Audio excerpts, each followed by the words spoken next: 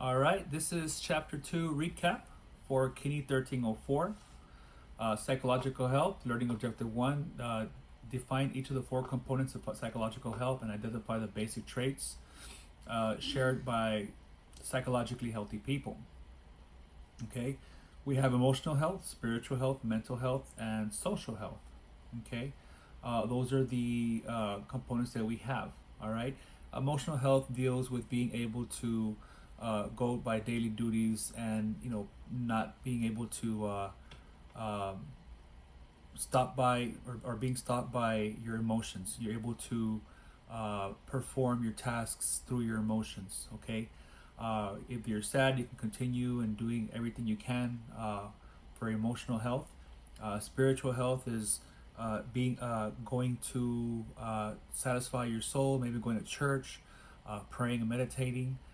Mental health is being able to think rationally, making sound body and mind decisions, and social being able to be uh, safely, socially, and you know, being well adapted around people. Okay, experts identify several basics elements about sociological healthy people. They feel good about themselves. They feel comfortable with other people. They respect others and have compassion for others. They are self-compassionate. Okay, they acknowledge their humanness. They control their tensions and anxiety. They meet the demands of life. They curb hate and guilt. They maintain a positive outlook. They value diversity and they appreciate and respect the world around them. Figure 2.2, characteristics of psychologically healthy people. The more towards the left side, it's telling you that you have people who are more cynical, more maniacal, and people who have no zest in life, and those are the people who have suicidal tendencies. Okay, and of course, to your far right, that's when you have people who have a they do have a zest for life. They're high energy. They're resilient. They enjoy challenges, and they're very focused. Okay, so you have like a psychological continuum on far left, cynical, maniacal. Far right, you have a very positive person. Okay, we discussed Maslow's hierarchy of needs. We need everyday food, water, shelter. Security needs. We definitely need shelter, safety, and protection. Social needs. We all belong and need each other. An example of that would be like our LBJ colors are purple and gold. Esteem needs the our inner self to for accomplishment. Why do we display that first place trophy? Okay, so creativity, spirituality, fulfillment, potential.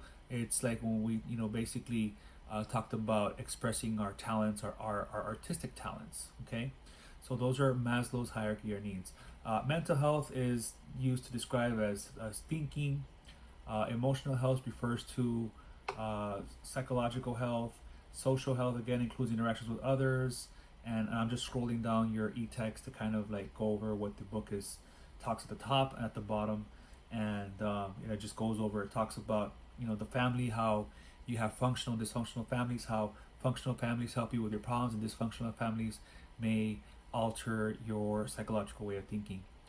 Social support refers to people and services in which we intact and share connections. For more information of the importance of social networks, these people and services can provide tangible support. So let's say you're having problems at home, problems at school, your initial friends, your family, your teachers, your counselors, administrators, those are your social network. Okay? The communities we live can provide a social support, have a positive impact. Okay? Loneliness is something that we can all pretty much experience. Happiness is most closely connected to having friends and family. Even so, you can have people around you constantly and still experience a deep, pervasive loneliness. So just because you're happy doesn't necessarily mean that you are not lonely. Okay, so there's a correlation there that people can um, observe, is that happiness and loneliness are can be correlated. Happy people can be lonely. Okay. um, Spiritual health again refers to a sense of belonging to something to a greater than life, a deity, a god, or you know praying to nature. Okay. Chapter 2.2, enhancing psychological health. How could you enhance it and make it better? Discuss the roles of self-efficacy and self-esteem. Self-efficacy describes a person's belief about whether he or she can successfully engage and execute a specific behavior. Like, can you actually do this? When you were in ninth grade, or when you're in eighth grade, you pretty much ask yourself, can I be a freshman and be early college as well? Can I do it? Can I study hard? Can I dedicate myself? Can I give myself those extra hours to do early college? And lo and behold, you're here. You're juniors in early college, and you're able to complete early college and master your objectives in high school and college as well. Self-esteem believes one realistic sense of self-respect or self-worth. Okay, people with high levels of self-efficacy and self-esteem tend to express a positive outlook on life. Okay. Okay. Psychologist Martin Seligman proposed that people who continue to experience failure may develop a pattern of response known as learned helplessness. In other words, if you feel that you're always failing, it might be because you believe you're always failing, and it's because maybe you experience a trend of failing. Okay, so and that's called learned helplessness. Okay, if the people around you support you, you're always positive, you're always passing, you're always getting good grades, and that's his Seligman's principle of learned optimism. Okay, and that's it. You're always being very optimistic, and you're on top of everything. You're very, very positive. Okay, defense mechanism. Sigmund Freud proposed that in order to deflect negative emotions and stress, we develop a defense mechanism. Strategies we unconsciously use to distort our present reality to help avoid anxiety. So, what do you do to avoid anxiety? It can be relax, rest, be in touch with your inner self, your soul, just to relieve that anxiety. And again, emotional intelligence describes the ability, the capacity, skill to perceive, ability to identify and assess, manage the emotions of oneself, of others, and groups. In other words, people with high levels of emotional intelligence have a real knowledge of themselves. Okay, this would include a great self-awareness, self-regulation, internal motivation, empathy, and social skills. Okay, personality. Personality is the unique characteristics, and the book talks about agreeableness. Okay, people who are trusting, likable, and demonstrate friendly compliance. Openness, people demonstrate curiosity, independence, and imagination. Neuroticism, people who are anxious and insecure. Consciousness, okay, our need to achieve, and they demonstrate self-control and discipline. Extroversion, people who are adapt well to social situations and demonstrate assertiveness and draw enjoyment from the company of others. Okay, those are the six personality traits. Okay, lifespan maturity. Our temperaments are largely determined by genetics. We learn to channel our feelings in acceptable ways as we go. Children might have screamed or hit people when upset, but most people have learned that it's not okay to throw tantrums as an adult, and we tend to learn from those stages and become more responsible, mature children. P and I. At the core of the mind, the body connection is psychoimmunology, PNI, the study of interactions of the behavior, neural and endocrine functions, and the functioning of the body system. Okay, and that deals with the conditions of uncontrolled, persistent stress, anxiety, and sleeping difficulties. So PNI is a study of all of those because of stress.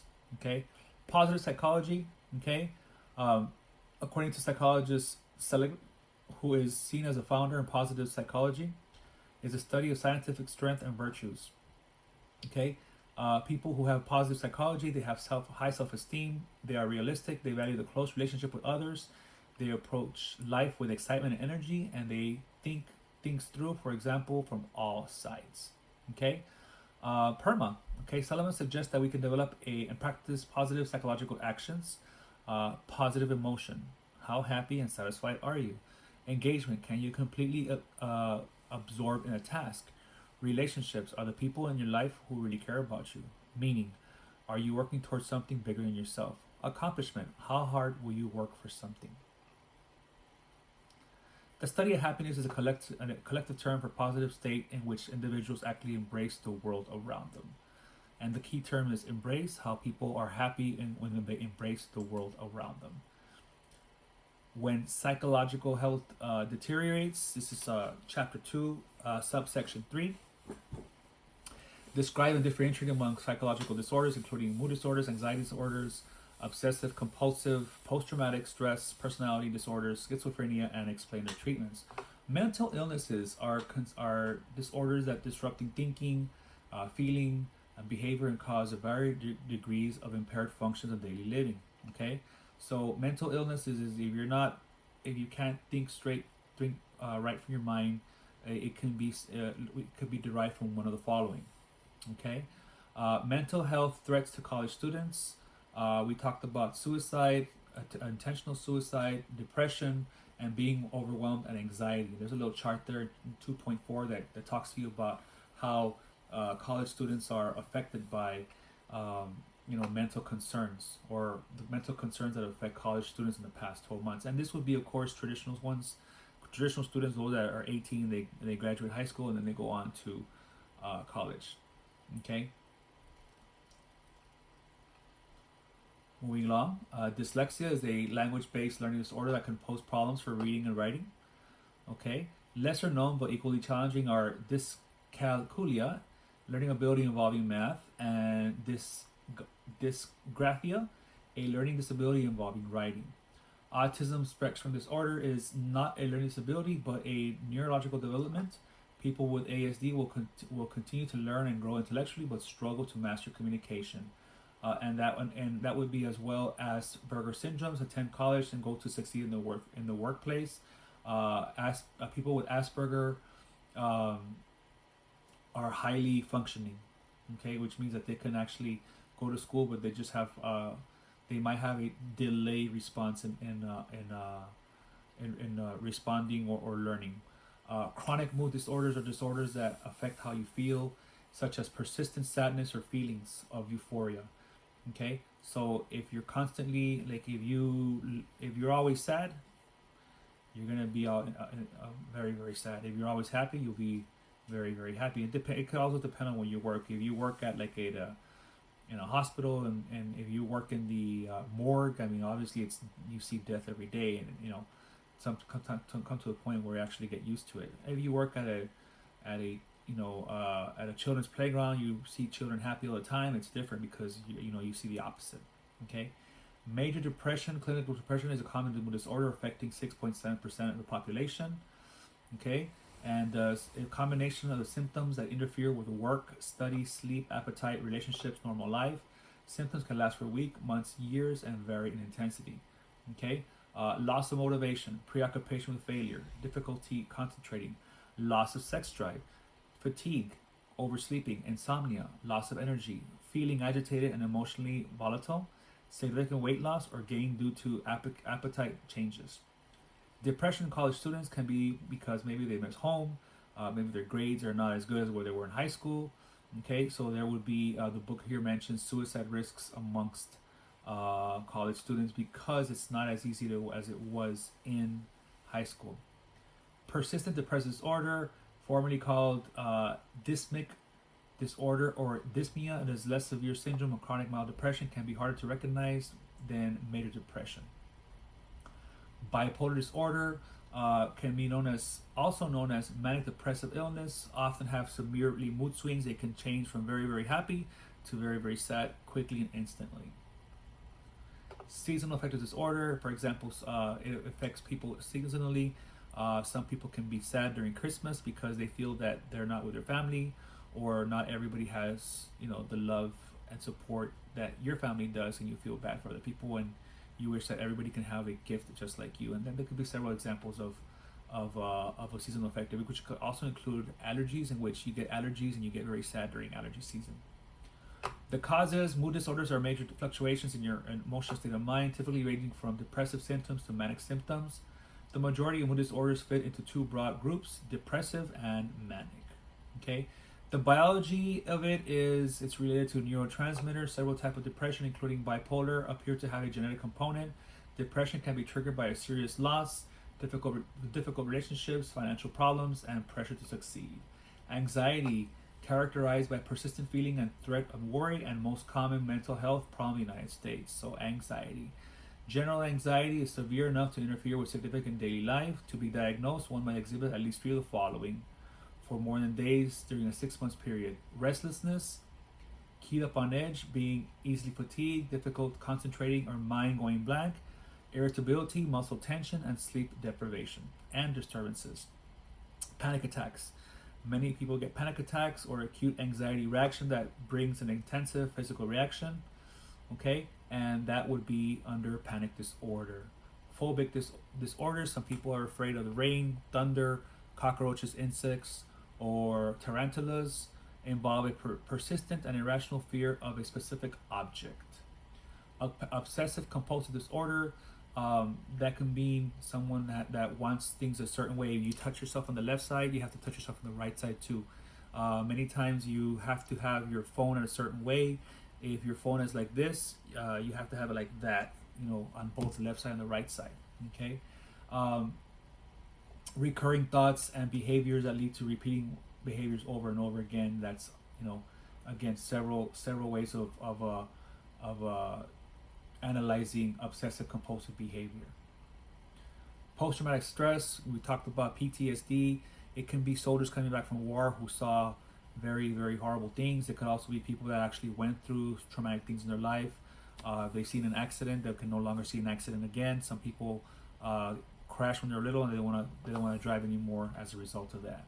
Many causes of anxiety is biology, environment, social, and cultural roles. Personality disorders. There's a picture of a couple of brains there. One that has schizophrenia that has a lot of damage in the brain. Personality disorder is enduring pattern of inner experiences and behavior that deviates marked from the expectation of individual's culture, pervasive and its inflexible abilities. Okay. Narcissistic personal disorder involves an exaggerated sense of self-importance and absorption. That means that you're a narcissistic and shallow person. Antisocial personality is a long-term pattern of manipulation and taking advantage of others, often in criminal manner. Borderline personality disorder is characterized by severe emotional instability, impulsiveness, mood swings, and poor life management. And sometimes some people can cause self-injury, and those are studying student health, where some people cause self-harm, and in some cases even suicide. Schizophrenia is a severe psychological disorder that affects about 1% of the United States, characterized by alterations of the senses, including auditory and visual hallucinations. So sometimes people get intoxicated, they hallucinate, but schizophrenia is when they're actually seeing, they're seeing things, they're seeing people. Talked about a sub-talk about suicide. Suicide is something that's gloomy. We don't want to deal with it. It's something that, quite frankly, we don't. It's never a good time for someone to think about it. Always look out for the symptoms. A person doesn't want to be around. They talk about not wanting to be alive. They're always gloomy. They're very. You see them. You see scars on them. You see them just being very cynical, very hateful towards people, and understand that there's somebody's relative, or some teacher's student, someone's cousin, and of course we want to stop them from committing suicide. Okay, and there's a video here about suicide. It's chapter 2, subtopic of suicide, and I go into more detail about suicide. Okay, the different types of professionals. The professionals that we have are the following. A psychiatrist can prescribe medication. A psychologist, various types such as cognitive behavior therapy, and specialize in family or sexual counseling, and that would be, is the way you think affecting the way you learn. Okay. Clinical psychiatric social worker may be trained in certain specialties such as substance abuse. Our district provides us with a license in chemical dependency counselor. Okay, and our counselors that we have here, which the next one is counselors, are trained to provide individual and group therapy, such as family, mental, relationship, children, or substance abuse. So social workers, our district does not have those, so to speak, but we do have LCDC, licensed chemical dependency counselors, and they're called counselors off campus, like some places where like Stop Child Abuse and Neglect, where they have them as counselors there. and they're like LCDCs. Okay, psychoanalysts, based on the theories of Freud and others, focus on patterns of thinking and behavior and recalling early traumas that block personal growth. Licensed marriage and family therapists basically deal with problems within the family, prevent people from and people from getting divorced and people from destroying their family, and hopefully they can what do you call it, keep the family with, you know, the wife and the husband, the kids. What to expect in therapy? You can have psychological treatment, or they can start actually prescribe you medication.